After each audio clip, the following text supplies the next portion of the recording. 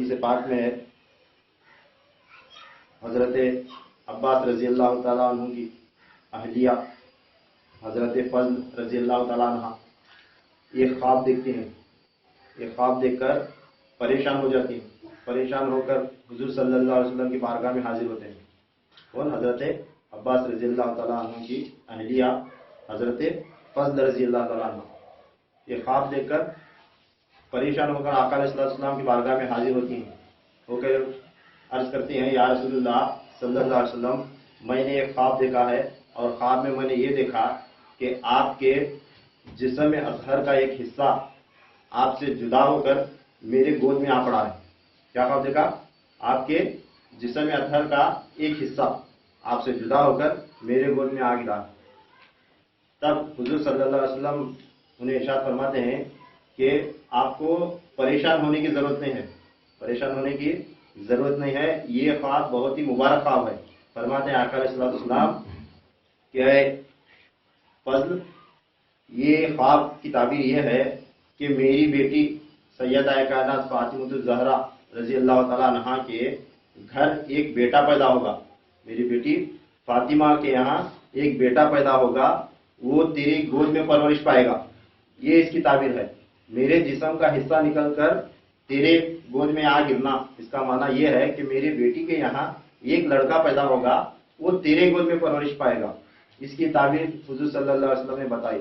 جب آقا علیہ السلام نے تعبیر بتائی تو پھر آخرکار وہ وقت آیا کہ 4 ہجری میں شعبان کا مہینہ تھا، شعبان کی 5 تاریخ اور جمعرات کا دن تھا۔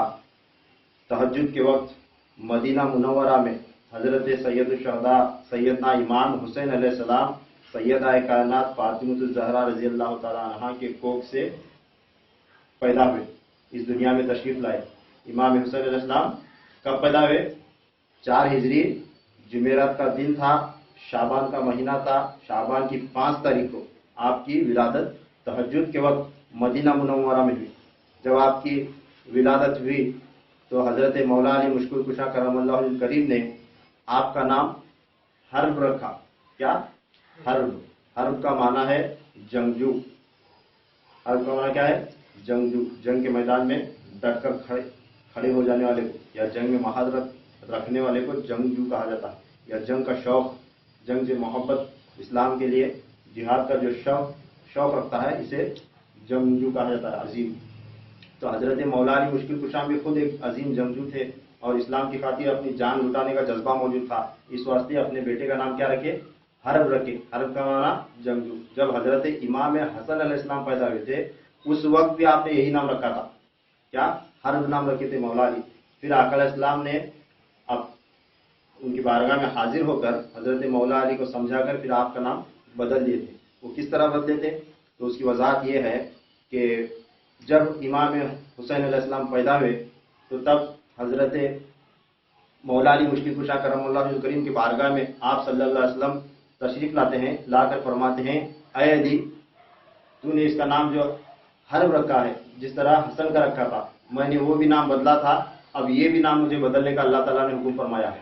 یہ نام اس کا حرب تو نے رکھا ہے، مگر اسے نام میں وہ رکھوں گا جو مجھے اللہ تبارک تعالیٰ نے بتایا ہے، اللہ تعالیٰ کے حکم سے یہ نام میں اس کا بدلنے والا ہوں۔ تب مولا علی مشکل کشا خاموش ہوتے ہیں۔ آقا علیہ السلام فرماتے ہیں کہ اے علی، اس بڑے بچے کا نام حسن ہے اور اس کا نام حسین ہے۔ کیا فرمائے؟ یہ حسن ہے اور یہ حسین ہے۔ اب روایتوں میں آتا ہے کہ حسن اور حسین نام یہ جو ہے نا، اس کی فضیلت کیا ہے، اس کی میں وضاحت کروں گا۔ اب سب سے پہلے یہ سمجھ لیں کہ امام حسن اور امام حسین علیہ السلام جو ہی پیدا ہوئے اس دنیا میں، اللہ تبارک تعالیٰ نے ان کے پیدا ہوتے ہی ان کے تمام معاملات اپنے ذمہ لے لیے۔ اس کے امام حسن اور امام حسین علیہ السلام کے تمام معاملات اللہ نے اپنے ذمہ لے لیے۔ اس کی پہلی نشانی یہ ہے کہ اللہ تعالیٰ نے ان دونوں کو زمینی نام عطا کرنا بھی پسند نہیں فرمایا۔ کیا؟ زمینی نام بھی ان کے حق میں اللہ تعالیٰ نے رکھنا پسند نہیں فرمایا۔ اللہ تعالیٰ نے نام اپنی جانب سے بھیجے، اللہ تعالیٰ نے نام اپنی جانب سے بھیجے۔ ٹھیک بالکل اسی طرح جس طرح حضور صلی اللہ علیہ وسلم کو اللہ تعالیٰ نے نام اپنی طرف سے عنایت فرمایا تھا۔ جب اللہ تعالیٰ نے یہ کائنات نہیں بنائی تھی تو سب سے پہلے اول ما خلق اللہ تعالیٰ نوری، یہ جو حدیث مبارک ہے اس کے مطابق جب آقا علیہ السلام کا نور سب سے پہلے اللہ تعالیٰ نے اپنے نور سے اس کی تخلیق فرمائی تو اس وقت اس نور کو ہی اللہ تعالیٰ نے نام دیا تھا کہ احمد. کیا یہ احمد ہے، اور جب یہ زمین پر جائے گا تو یہ محمد ہوگا. اللہ تعالیٰ نے سب سے پہلے اس کا نام کیا رکھا تھا؟ اس نور کا محمد نام رکھا. جب تک وہ نور آسمانوں میں گردش کرتا رہا، فرشتوں میں اس کا چرچا ہوا، تو اس وقت فرشتے والے اور تمام انبیاء اسے کس نام سے جانتے تھے؟ آسمانوں پر احمد کے نام سے جانتے تھے. جب آپ صلی اللہ علیہ وآلہ وسلم کی ولادت مبارک اس دنیا میں ہوئی تو آپ کا نام کیا بتایا گیا؟ محمد نام رکھا گیا. اب یہ نام احمد اور محمد سوائے مصطفیٰ کریم صلی اللہ علیہ وسلم کے سوا کسی کا نہیں تھا. احمد نام اور محمد نام سوائے آقا علیہ السلام کے کسی کا بھی نہیں تھا. تو یہ ہر نبی اس نام کا جو ہے چرچا کرتے آئے. آسمانوں پر موجود ہے، ان کا نور موجود ہے، ان کا نام احمد ہے. وہ ایک وقت زمین پر آئیں گے، جب وہ یہاں آئیں گے تو ان کا نام محمد ہوگا.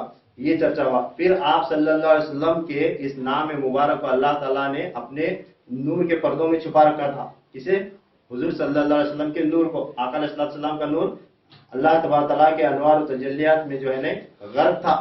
جب کائنات ہی کچھ نہیں بنی تھی، نہ یہ کچھ بھی کائنات وجود میں ہی نہیں آئی تھی، سب سے پہلے اللہ تعالیٰ نے اپنے نور سے آپ صلی اللہ علیہ وسلم کا نور بنایا. تو کہاں تھا نور؟ جب کچھ بنا ہی نہیں تھا، اللہ کے سوا کچھ موجود ہی نہیں تھا، تو اللہ تعالیٰ کے جوار رحمت میں ہی تھا. اللہ تعالیٰ کے رحمت کے اس کے نور کے پردوں میں چھپا ہوا تھا.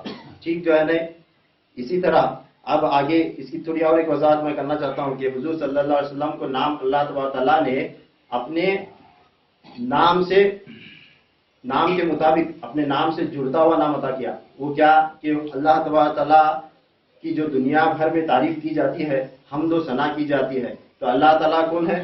اللہ تعالیٰ محمود ہے. اللہ تعالیٰ کیا ہے؟ محمود ہے. ہر چیز جو ہے اللہ تبارک تعالیٰ کی تعریف کر رہی ہے.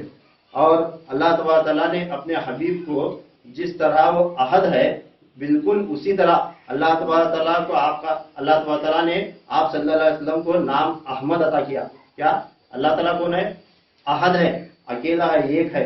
تو اسی نام سے مشابہت رکھ کر اللہ تعالیٰ نے حضور صلی اللہ علیہ وسلم کو میم کا پردہ درمیان میں لگا کر اسے احمد بنایا.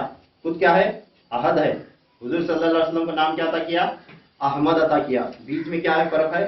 صرف ایک میم کے پردے کا فرق ہے. پھر جب حضور صلی اللہ علیہ وسلم دنیا میں آئیں گے تو ان کا نام کیا ہوگا؟ محمد ہوگا. اب احد کا معنی یہ ہے کہ بہت حمد و تعریف کرنے والا. یہ نام کیوں دیا؟ کیونکہ جب کوئی کائنات میں ابھی کوئی چیز بنی ہی نہیں تھی، کوئی کسی کی تخلیق ہی نہیں ہوئی تھی، صرف اور صرف مصطفیٰ کریم صلی اللہ علیہ وسلم کا نور وجود میں آیا تھا، تو اس وقت وہ نور اللہ تبارک تعالیٰ کی تعریف کرتا تھا. لا الہ الا اللہ، لا الہ الا اللہ، لا الہ الا اللہ کا ورد کرتا تھا کہ اللہ تبارک تعالیٰ کے سوا کوئی چیز موجود ہے ہی نہیں، اللہ تعالیٰ کے سوا کوئی عبادت کے لائق ہے ہی نہیں. یہ وہ نور ورد و تسبیح کیا کرتا تھا. تو احمد کا معنی یہ ہے کہ بہت بہت زیادہ تعریفیں کرنے والا، حمد کرنے والا. اللہ تعالیٰ کی حمد و ثنا سب سے زیادہ کس نے کی ہے؟ حضور نبی کریم صلی اللہ علیہ وسلم نے کی ہے. اور اللہ تبارک تعالیٰ کی معرفت سوائے مصطفیٰ کریم صلی اللہ علیہ وسلم کے کسی کو ہے ہی نہیں.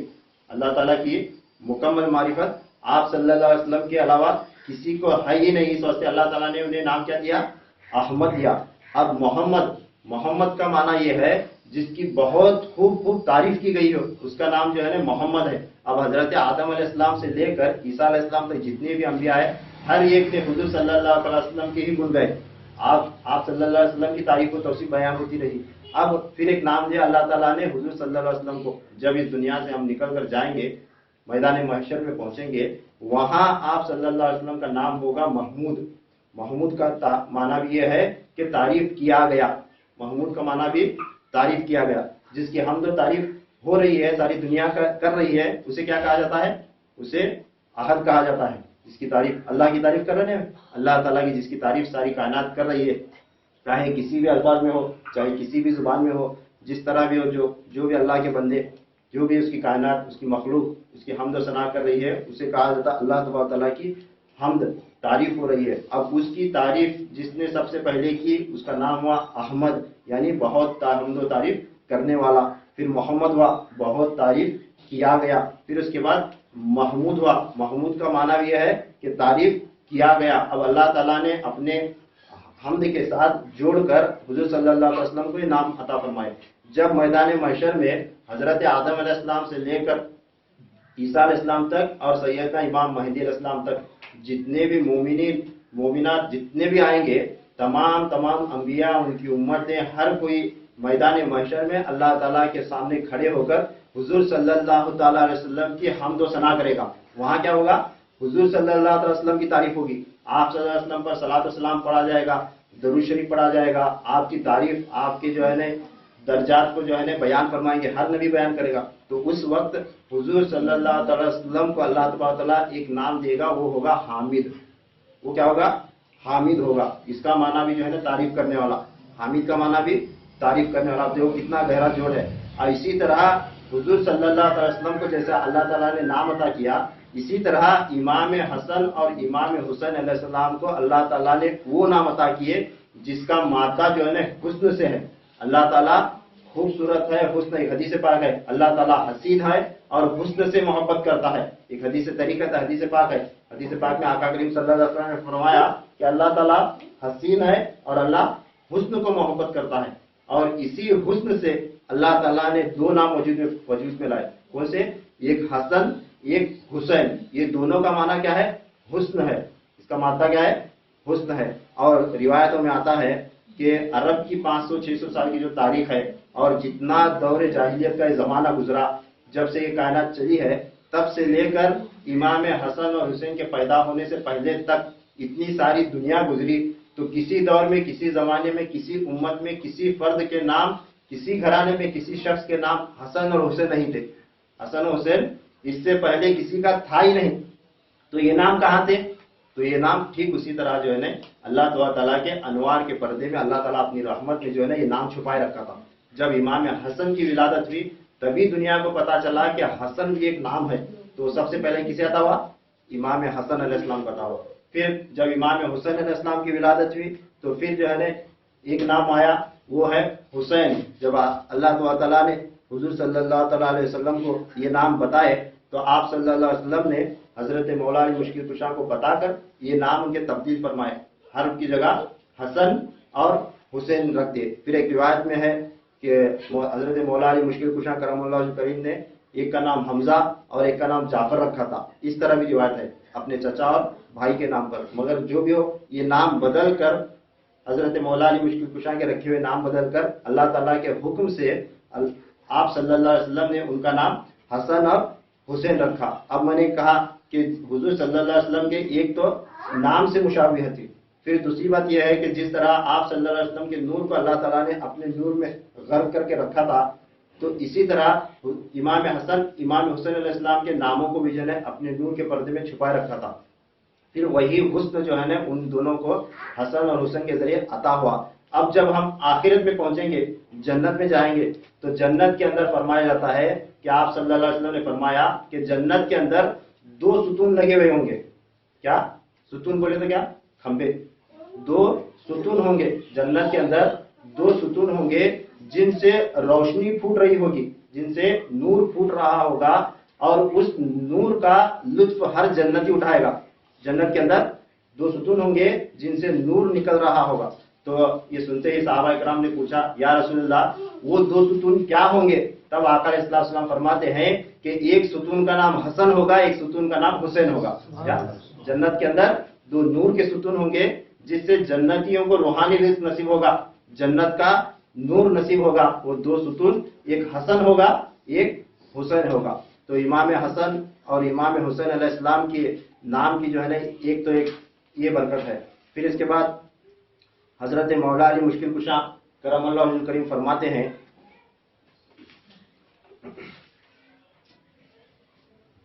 حضرت مولا علی مشکل کشا کرم اللہ وجہ فرماتے ہیں کہ ایک مرتبہ میں نے حضور صلی اللہ علیہ وسلم کو اپنے گھر بلایا، یا آپ صلی اللہ علیہ وسلم مولا علی مشکل کشا کے گھر تشریف لے گئے۔ جب گھر تشریف لے گئے تو مولا علی فرماتے ہیں میں آپ صلی اللہ علیہ وسلم کے لیے کھانا تیار کروایا۔ کھانا تیار کرانے کے بعد حضرت ام ایمن رضی اللہ تعالیٰ عنہ نے میرے واسطے دودھ بھیجا تھا۔ یہ کون فرما رہے ہیں؟ حضرت مولا علی فرما رہے ہیں۔ آپ صلی اللہ علیہ وسلم میرے گھر آئے، میں نے ان کے لیے کھانا بنوایا، اور ام ایمن نے میرے واسطے दूध भेजा था। तो फरमाते हैं मौला अली, मैंने हुजूर सल्लल्लाहु अलैहि वसल्लम के सामने दस्तरखान सजाया, आपके सामने खाना पेश किया और वो दूध का प्याला भी आप सल्लल्लाहु अलैहि वसल्लम के लिए मैंने रख दिया। तो फरमाते हैं कि आप सल्लल्लाहु अलैहि वसल्लम वो खाना खा चुके और खाना खाने के बाद वो दूध भी पी लिए। पी लेने के बाद सामने हम लोग भी मौजूद थे, घर वाले अहले बैत मौजूद थे। तो फरमाते हैं खाना खाने के बाद मैंने आप सल्लल्लाहु अलैहि वसल्लम के हाथ धुलवाए। कौन? हजरत मौला अली। हाथ धुलवाने के बाद आप सल्लल्लाहु अलैहि वसल्लम ने अपने दोनों दस्ते मुबारक को मल कर अपने चेहरे अनवर पर, अपने रीश मुबारक पर इस तरह फेर लिया। फेर लेने के बाद फरमाते हैं कि आप सल्लल्लाहु अलैहि वसल्लम ने हाथों को उठाकर दुआ फरमाई। दुआ फरमाई और यूं ही दुआ फरमाई उसी वक्त आप सल्लल्लाहु अलैहि वसल्लम सजदे में गिरकर रोने लग गए। आप रोने लगे। हजरत मौला अली फरमाते हैं कि आप सल्लल्लाहु अलैहि वसल्लम इतना ज़ार, इतना गमगीन होकर रोने लगे थे कि वो देखकर हम तमाम के ऊपर एक हैबत तारी हो गई। हैबत तारी हो गई और ऐसी हैबत तारी हुई कि हमारे अंदर हिम्मत नहीं हुई कि हम आगे बढ़े और आका करीम सल्लल्लाहु अलैहि वसल्लम को ये पूछ सकें कि या रसूलल्लाह, क्या सबब है आपके रोने की, वजह क्या है, ये पूछने की हमारे अंदर हिम्मत पैदा नहीं हुई। इस तरह आप सल्लल्लाहु अलैहि वसल्लम रो रहे थे। तब उस वक्त जो है ने हजरत इमाम हुसैन अलैहिस्सलाम बच्चे थे। इमाम हुसैन अलैहिस्सलाम बच्चे थे। उस वक्त इमाम हुसैन क्या करते हैं, आगे बढ़कर हुजूर सल्लल्लाहु अलैहि वसल्लम सजदे की हालत में हैं और रो रो कर दुआ कर रहे हैं, दुआ फरमा रहे हैं। उस वक्त इमाम हुसैन अलैहिस्सलाम आगे बढ़कर आप सल्लल्लाहु अलैहि वसल्लम के पुश्त मुबारक पर चढ़कर बैठ जाते हैं। जब आप चढ़कर बैठ जाते हैं तो आप सल्लल्लाहु अलैहि वसल्लम का रोना देखकर हजरत इमाम हुसैन अलैहिस्सलाम उनसे भी ज्यादा ज़ार जोर से रोना शुरू करते हैं, आका का रोना देखकर। जब आप रोने लगते हैं तो उनका रोना सुनकर आप सल्लल्लाहु अलैहि वसल्लम तब अपना रोना भूल जाते हैं। क्या?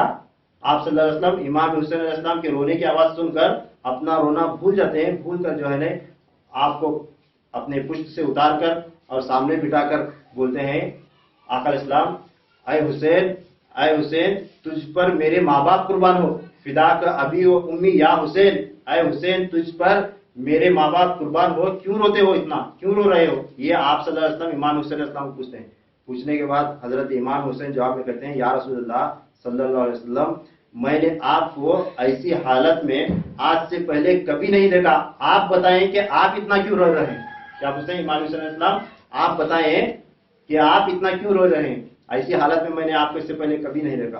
तब आप सल्लल्लाहु अलैहि वसल्लम फरमाते हैं कि बेटा, जब मैं घर आया और तेरे चेहरे अनवर को देखा तो देखने के बाद तेरे चेहरे को देखकर मुझे इतनी खुशी और इतनी मुसरत महसूस हुई कि आज से पहले कभी भी मेरे दिल में तेरे लिए इतनी मोहब्बत नहीं आई थी और मुझे इतनी खुशी महसूस नहीं हुई थी जितनी आज के दिन हुई। जो ही मैं घर में आया तेरा चेहरा देखकर मुझे बहुत खुशी महसूस हुई। तो ये जो ही ये खुशी मेरे दिल के अंदर फूटी, मैंने खुशी महसूस की, उसी वक्त जिब्रील ने आकर मुझे खबर दी। क्या? उसी वक्त जिब्रील आए, आकर ये खबर दी कि या रसूलल्लाह सल्लल्लाहु अलैहि वसल्लम, जिस बच्चे को देखकर आज आप इतना खुश हो रहे हैं, आपके दिल में इतनी मोहब्बत फूट पड़ी है, तो सुनने कि इस हुसैन को आपकी उम्मत के कुछ लोग बड़ी ही गुर्बत की हालत में शहीद कर डालेंगे। क्या? जिब्रील अमीन पैगाम क्या ला कर दिए, या रसूलल्लाह, जिन्हें देखकर आप इतना खुश हो रहे हैं, ये हुसैन को आप ही के उम्मत के लोग बड़े ही गुर्बत की हालत में शहीद कर डालेंगे। जब ये आप सल्लल्लाहु अलैहि वसल्लम ने सुना तो आपने फौरन दुआ फरमाई। दुआ फरमाकर रो रो कर जो है सजदे में गिर गए। सजदे में गिरकर जार कतार रोने लग गए। फिर इमाम हुसैन अलैहिस्सलाम आकर पुष्प पर सवार हो गए। तो आपने दुआ क्या की, वो आप सल्लल्लाहु अलैहि वसल्लम ने इरशाद फरमाया। फरमाते हैं आका अलैहिस्सलाम, ऐ अल्लाह, जो खबर मुझे मिली है उस पर मैं राजी हूँ। मेरा हुसैन अगर मेरी उम्मत की खातिर शहीद होता है तो हो जाने दे, मगर ऐ अल्लाह, दुनिया में इसे चाहे जितने भी मुसीबतें आए, जितने भी आलाइम आए, जितने भी परेशानी आए, मगर ऐ अल्लाह, मेरे हसन और हुसैन की आखिरत को अच्छी फरमा। क्या? मेरे हसन और हुसैन को दुनिया में जितने भी भले मुश्किलें आए, मगर इन दोनों की आखिरत को अच्छी इनायत फरमा, अच्छी आखिरत में इसका सिला अच्छा इनायत अता फरमा। जब आप सल्लल्लाहु अलैहि वसल्लम ने ये दुआ फरमाई तो वक्त गुजरा। फिर उसके बाद एक हदीस पाक में आता है कि अल्लाह तबारक तआला के जितने भी फरिश्ते हैं, हर फरिश्ते एक एक काम में लगे हुए हैं। उन फरिश्तों में से कई फरिश्तों की ड्यूटी है कि आका अलैहिस्सलाम की बारगाह में आकर दरूद व सलाम पेश करके चले जाते हैं। आज भी वो सिलसिला चालू है। और हजरत जिब्रील अमीन भी आते थे। कई फरिश्ते आकर आप सल्लल्लाहु अलैहि वसल्लम की बारगाह में हाजिरी दिया करते थे। एक फरिश्ता था जिसकी ड्यूटी अल्लाह तबारक तआला ने खास आसमानों पर लगा रखी थी। وہ فرشتہ کبھی بھی زمین پر نہیں آیا تھا، وہ کبھی بھی زمین پر آیا ہی نہیں تھا۔ تو اس فرشتے نے اللہ تبارک تعالیٰ سے اجازت لی۔ کیا اجازت لیتا ہے فرشتہ؟ وہ فرشتہ اللہ تعالیٰ کی بارگاہ میں عرض کرتا ہے، اے اللہ آج مجھے بھی یہ شرف عنایت فرما کہ میں بھی زمین پر جاؤں اور تیرے حبیب پر صلاۃ و سلام پیش کر کے آ جاؤں۔ کیا حضور صلی اللہ علیہ وسلم کی بارگاہ میں حاضر ہو کر صلاۃ و سلام پیش کرنے کی اجازت اللہ تعالیٰ سے وہ فرشتہ لیتا ہے، لے کر جو ہے اللہ تعالیٰ نے اجازت دے دی۔ جب وہ نکلنے لگتا ہے تو اللہ تعالیٰ فرماتا ہے کہ اے فرشتے، تو میرے حبیب کی بارگاہ میں آج پہلی مرتبہ جا رہا ہے، آج سے پہلے تو کبھی زمین پر گیا ہی نہیں، اب تو نے اجازت لے لی، اب جائے گا۔ اب جو ہے میرے حبیب کے بارگاہ میں ایسا ہی نہیں جانا، جاتے وقت ایک تحفہ لے جا، چونکہ تو پہلی مرتبہ جا رہا ہے اس واسطے تجھے تحفہ بھی ایسا دوں گا کہ آج تک کسی فرشتے نے لے جا کر میرے حبیب کو نہیں سنایا، ایسا تحفہ میں تجھے دوں گا، یہ تحفہ لے جا میرے حبیب تک پہنچا دے۔ تب اللہ تعالیٰ فرماتا ہے کہ میرے حبیب کو جو ہے جا کر یہ خوشخبری سنا دے۔ وہ خوشخبری والا تحفہ دے کر اس فرشتے کو زمین پر اللہ تعالیٰ بھیج دیتا ہے۔ وہ فرشتہ زمین پر آتا ہے، آقا علیہ السلام تشریف فرما ہے، آ کر جو ہے فرشتہ الصلاۃ والسلام علیک یا رسول اللہ صلاۃ والسلام عرض کرتا ہے۔ عرض کرنے کے بعد فرماتا ہے کہ یا رسول اللہ صلی اللہ علیہ وسلم، میں آج زمین پر پہلی مرتبہ حاضر ہوا ہوں، اس سے پہلے کبھی میں زمین پر آیا نہیں، اور اللہ تعالیٰ سے اجازت لے کر آیا ہوں، صرف اور صرف یہ اجازت لے کر آیا ہوں کہ آپ پر درود و سلام پیش کر سکوں، آپ کی بارگاہ میں درود و سلام پیش کرنے کی اجازت لے کر میں اللہ تعالیٰ سے اجازت لے کر آیا ہوں، اور اللہ تبارک تعالیٰ نے آپ کے لیے ایک تحفہ بھیجا ہے۔ وہ تحفہ یہ ہے کہ یا رسول اللہ، یہ جو ہے یہ آپ کی بیٹی ہے نا، یہ جو آپ کی بیٹی ہے سیدہ فاطمہ سلام اللہ علیہا، یہ سیدۃ النساء الشباب اہل الجنہ ہے۔ فرماتا ہے فرشتہ کہ یا رسول اللہ، یہ جو آپ کی بیٹی ہیں، یہ آپ کی بیٹی سیدہ کائنات تمام جنتی عورتوں کی سردار ہوں گی، یہ آپ کی بیٹی تمام جنتی عورتوں کی سردار ہوں گی۔ پھر آگے فرشتہ کہتا ہے یا رسول اللہ صلی اللہ علیہ وآلہ وسلم، یہ جو آپ کے بیٹے ہیں امام حسن اور حسین، یہ جو آپ کے بیٹے ہیں یہ دونوں سید الشباب اہل الجنہ ہیں، یہ دونوں بھی بیٹے آپ کے تمام جنتی نوجوانوں کے سردار ہوں گے۔ جتنی دنیا جب سے بنی ہے، حضرت آدم علیہ السلام سے لے کر حضرت عیسیٰ علیہ السلام تک، مہدی علیہ السلام تک، جتنے بھی انبیاء آئے، جتنے بھی ان کے امتیں آئے، جتنے بھی ان کے مومنین آئے اس زمانے کے، صدیقین، صالحین، شہداء، اولیاء، ان زمانے کے جتنے بھی آئے، وہ تمام کے تمام جنت میں ہوں گے، مگر ان کے سردار کون ہوں گے؟ حضرت سیدنا امام حسن اور امام حسین ہوں گے۔ یہ اللہ تبارک تعالیٰ نے صلہ عنایت فرمایا، کس کا؟ حضرت امام حسین علیہ السلام کی شہادت کا جب پیغام آیا تھا تو آپ صلی اللہ علیہ وسلم نے دعا فرمائی تھی کہ اے اللہ، دنیا میں بھلے ہی انہیں شہادت نصیب ہو، مصیبتیں آئیں، پریشانیاں آئیں، مگر ان کی آخرت کو اچھی فرما۔ تب اللہ تعالیٰ نے ان کی آخرت اتنی حسین فرمائی، اتنی حسین فرمائی، تمام انبیاء بھی بروز محشر ان کی غلامی میں ہوں گے۔ کیا؟ تمام انبیاء اور ان کی نسلیں اور ان کی امتیں اور تمام بڑے سے بڑے اولیاء اللہ بھی جب جنت میں ہوں گے، ان سے بھی اگر پوچھا جائے گا کہ جنت کے سردار اے آدم علیہ السلام بتائیں جنت کے سردار کون ہیں، تو وہ کہیں گے امام حسن اور امام حسین۔ حضرت ابراہیم علیہ السلام سے پوچھا جائے گا جنت کے سردار کون ہیں، تو وہ کہیں گے امام حسن اور امام حسین۔ جس بھی نبی کو پوچھ لو، بڑے سے بڑے ولی کو پوچھ لو، کیا ہوگا؟ جنت کے اندر سردار کون ہوں گے؟ امام حسن اور امام حسین علیہ السلام جنت کے سردار ہوں گے۔ اور جب ہم بھی جائیں گے انشاءاللہ الحمدللہ، اور ان کے ذکر کی برکت سے، ان کے تذکرے کی برکت سے ہمارے بھی سردار دنیا میں بھی ہیں اور جنت میں بھی ہمارے سردار امام حسن اور امام حسین ہوں گے۔ اس واسطے ہم امام حسن اور امام حسین کا تذکرہ ان کی ولادت کے دن، ان کی شہادت کے دن، اور جو ہی محرم کا مہینہ آتا ہے تو اس وقت ہمیں شہداء کربلا کا تذکرہ اس واسطے کرتے ہیں کہ کل بروز محشر آخرت میں جس جنت میں ہمیں جانا ہے، اس جنت کے سردار کون ہیں؟ امام حسن اور امام حسین ہیں۔ ان کی غلامی دنیا میں اختیار کر کے ان کا تذکرہ کرتے کرتے کرتے زندگی ہماری بیتنا ہے، ہماری زندگی ان کی تذکرے میں گزرنا ہے۔ گزرنے کے بعد جب ہم جنت میں جائیں گے تو انشاءاللہ وہ صرف اتنا کہہ دیں کہ اے آنے والے، تو آ جا، تو ہمارا تذکرہ کرنے والوں میں سے تھا، ہمارا ذکر کرنے والوں میں سے تھا، ہمارا محرم کا جب مہینہ آتا تھا تو ہماری شانیں بیان کرتا تھا، ہمارے شہادت کے واقعے لوگوں کو سنایا کرتا تھا، اور لوگ بیٹھ کر سنتے تھے۔ یہ سنانے والے کو اور سننے والے کو بروز محشر اس کا صلہ بے شک الحمدللہ ملے گا، اور ملے گا، یقیناً ملے گا۔ اس واسطے جہاں کہیں بھی محرم کی محفل ہوتی، امام حسین کا تذکرے کا انعقاد کیا جاتا ہے، تو اس محفل کو کبھی بھی نہیں بھولنا، اس میں جانے سے کمی بیشی کوتاہی یا غفلت نہیں کرنا، شریک ہونا، اور جتنا ہو سکے اس میں اپنے استطاعت کے مطابق حصہ لینے کی کوشش کرنا۔ ہمیں جو اللہ تعالیٰ دیا ہے اس میں حصہ لے کر جو ہے ان کی محفل سجانا، کیونکہ جتنے بھی مال کماؤ، کیا بھی کرو، جماؤ، جو بھی زندگی گزارنے کے جو بھی ہمارے روزانہ کے معاملات ہیں، یہ چلتے ہی رہیں گے، رکنے والے نہیں، یہ قیامت تک نہیں رکنے والے، جب تک ہماری موت آتی تب تک نہیں رکنے والے، مگر اسی میں سے وقت نکال کر، حصہ نکال کر، تکلیف اٹھا کر، وقت نکال کر جو ہے ان کی محبت کے واسطے، ان کی عظمت، ان کی شان سمجھانے کے واسطے خرچ کرنا، جیسی جیسی اپنی استطاعت ہے۔ تو یہ مضمون یہ مکمل ہو جائے گا۔ آپ علیہ السلام کی خلافت کے حوالے سے میں تھوڑا بیان کر کے بات ختم کروں گا۔ امام حسین علیہ السلام کی ولادت دیکھیں 5 تاریخ کو ہوئی۔ اللہ تبارک تعالیٰ نے ان کی ولادت کے لیے بھی جو تاریخ چنا وہ شعبان کی 5 تاریخ تھا، 5 تاریخ تھی۔ پھر آپ کا مقام جو ہے پنجتن پاک میں حضور صلی اللہ علیہ وسلم، حضرت مولا علی مشکل کشا کرم اللہ وجہہ الکریم، سیدہ کائنات، پھر امام حسن اور امام حسین، اس میں آپ کا نمبر آتا ہے 5ویں نمبر پر۔ کتنے؟ پنجتن پاک میں 5ویں نمبر پر ہے۔ جب آپ کی شہادت ہوئی 61 ہجری میں، محرم کے مہینے میں 10 تاریخ کو جب آپ کی شہادت ہوئی، 4 ہجری میں ولادت ہوئی تھی، 61 ہجری میں محرم کے مہینے میں 10 تاریخ کو آپ کی شہادت ہوئی، تو آپ کے دن بنتے ہیں 56 برس 5 مہینے اور 5 دن۔ کتنے؟ 56 برس 5 مہینے اور 5 دن۔ اس میں بھی دیکھیں 5 کا عدد آیا ہوا ہے۔ پھر اس کے بعد آپ کو خلافتیں بھی 5 عطا ہوئی۔ کتنی خلافتیں بھی امام حسین علیہ السلام کو 5 عطا ہوئی۔ اور اس کی ترتیب اس طرح ہے کہ آپ کو پہلی خلافت اپنے بھائی امام حسن علیہ السلام سے عطا ہوئی۔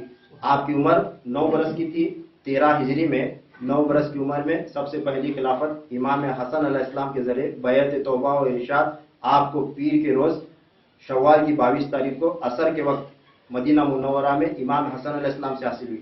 پھر آپ کو دوسری خلافت یہ 27 ہجری میں رجب کا مہینہ تھا، 24 تاریخ 24 رجب پیر کے دن 27 ہجری میں دوسری خلافت آپ کو حضرت خواجہ حسن بصری رضی اللہ تعالیٰ عنہ کے ذریعے سے عنایت ہوئی۔ کس سے؟ حضرت حسن بصری رضی اللہ تعالیٰ عنہ کے ذریعے بیعت ارشاد و خلافت عنایت ہوئی۔ پھر آپ کو تیسری خلافت 34 ہجری میں شعبان کی 6 تاریخ کو جمعہ کا دن تھا، جمعہ کی نماز کے بعد حضرت مولا علی مشکل کشا کرم اللہ وجہہ الکریم سے، ان کے والد ماجد حضرت مولا علی مشکل کشا کرم اللہ وجہہ الکریم کے ذریعے سے بیعت امامت و حوالت کلی آپ کو عنایت ہوئی۔ بیعت امامت و حوالت کلی عنایت ہوئی۔ پھر آپ کو چوتھی خلافت خلافت سجاد کی عنایت ہوئی۔ وہ کیا ہے؟ حضرت امام حسن علیہ السلام کو ان کے اپنے والد کے ذریعے ملی تھی، پھر انہیں حضرت عثمان غنی کے ذریعے، پھر انہیں حضرت عمر فاروق اعظم رضی اللہ عنہ کے ذریعے، پھر انہیں ابو بکر صدیق رضی اللہ عنہ کے ذریعے، پھر انہیں حضرت مصطفیٰ کریم صلی اللہ علیہ وسلم کے ذریعے ملی تھی۔ اب خلافت سجادی کیا ہے، کسے کہا جاتا ہے، اس کی تفصیل سے میرا یوٹیوب پر بیان موجود ہے کہ سجادہ نشین منتخب کرنا اور خلافت سجادی کسے کہا جاتا ہے، اس کی تفصیل اس میں سن سکتے ہیں آپ لوگ۔ پھر یہ جو ہے خلافت سجادی جو حضور صلی اللہ علیہ وسلم سے چلتے ہوئے امام حسن علیہ السلام تک آئی تھی، اس کا قانون یہ ہے کہ خلافت سجادی جب مرشد اپنے مرید کو، اپنے خلیفے کو جب عطا کرتا ہے، تو اس کا قانون یہ ہے کہ اپنے وصال کے، اپنے انتقال ہونے کے ٹھیک 5 دن پہلے، اپنے انتقال کے 5 دن پہلے یہ خلافت سجادی اسے عطا کر کے اپنا سجادہ بنا کر وہ دنیا سے رخصت ہوتا ہے۔ کیا سجادہ نشین اس طرح منتخب ہوتا ہے کہ اپنے وصال سے 5 روز پہلے اسے خلافت سے نواز کر، جسے اپنی نعمتیں تمام دے کر یہ 5 دن کے بعد رخصت ہوتا ہے۔ حضرت امام حسن علیہ السلام 49 ہجری میں 6 ربیع الاول کو سنیچر کے دن امام حسین علیہ السلام کو یہ خلافت عطا فرما کر 11 ربیع الاول کو اس دنیا سے کوچ کر گئے۔ کتنے؟ 6 تاریخ کو خلافت عطا فرمائے حضرت امام حسین علیہ السلام کو، فرما کر 11 تاریخ کو اس دنیا سے لے گئے۔ پھر آپ کو 5ویں خلافت، یہ آپ کو روحانی بیعت اور خلافت عنایت عطا ہوئی۔ یہ قانون ہے یہ بھی کہ ہر ولی کو، ہر بزرگ کو، ولی کامل کو، چاہے وہ کوئی بھی ہو، ہر ولی کامل کو حضور صلی اللہ علیہ وسلم اور آپ صلی اللہ علیہ وسلم کے پہلے 7 خلفاء، ان میں سے کسی کو ان 7 سے اور آقا علیہ السلام سے، کسی کو 1 سے، کسی کو 2 سے، کسی کو 3 سے یہ خلافت روحانی بیعت حاصل ہوتی ہے. خلافت روحانی، خلافت اور روحانی بیعت حاصل ہوتی ہے. ہر ولی کو ہوتی ہے اور ہر ولی کو ہوئی ہے، اور میں کئی مرتبہ بیان کر چکا ہوں. تو حضرت امام حسین علیہ السلام کو آپ صلی اللہ علیہ وسلم سے، آپ صلی اللہ علیہ وسلم کے پردہ فرما جانے کے بعد روحانی بیعت اور خلافت عطا ہوئی. ایک آپ صلی اللہ علیہ وسلم سے، اور دوسری حضرت سیدنا ابو بکر صدیق رضی اللہ تعالیٰ عنہ سے بھی آپ کو روحانی بیعت اور خلافت عطا ہوئی. اس طرح آپ کا جو ہے نا احوال ہے. اور حضور صلی اللہ علیہ وسلم آپ سے بے پناہ محبت کرتے تھے اور فرماتے تھے آقا علیہ السلام کہ اولادنا اقبادنا، یعنی ہماری اولادیں، ہمارے بچے، ہماری اولاد ہمارے جگر کے ٹکڑے ہیں. کیا فرمایا آقا علیہ السلام؟ اتنی محبت کرتے تھے کہ ہماری اولاد ہمارے جگر کے ٹکڑے ہیں. امام حسن اور امام حسین علیہ السلام کے لیے بھی آقا علیہ السلام نے یہ فرمایا، اور سیدہ کائنات سلام اللہ علیہ کے لیے بھی فرمایا کہ فاطمہ بدعۃ منی، فاطمہ میرے جگر کا ٹکڑا ہے.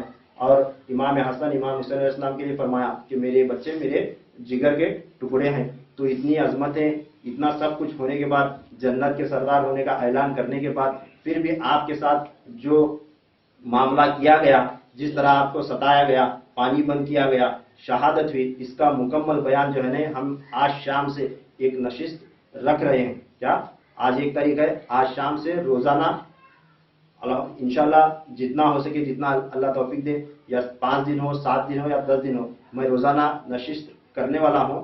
النور میں ایک گھر ہم مقرر کر کے وہاں محفل کر رہے ہیں، آج سے شروع کرنے والے ہیں. تو انشاءاللہ اگر کوئی اس میں شریک ہونا چاہتے ہیں تو آ سکتے ہیں. مغرب کی نماز وہاں پڑھ کر ہم 1 گھنٹہ یا 1.5 گھنٹہ بیان کریں گے. اس کے بعد دعا ہوگی، فاتحہ ہوگی، اور شہداء کربلا کے تمام شہیدوں کے نام سے نیاز ہوگی، فاتحہ ہوگی. آپ لوگ تشریف لانے کی کوشش کریں، اس میں حصہ لینے کی کوشش کریں. جو کچھ بھی ہم نے سنا ہے، اللہ تبارک تعالیٰ ہمیں اس پر ایمان اور یقین رکھنے کی توفیق نصیب عطا فرمائے. اور جب تک دنیا میں ہے، شہیدان کربلا، جنت کے سرداران سے محبت کرنے، ان کی محبت کے ساتھ دنیا سے رخصت ہونے کی توفیق نصیب عطا فرمائے. وآخر دعوانا ان الحمد للہ رب العالمین وما علینا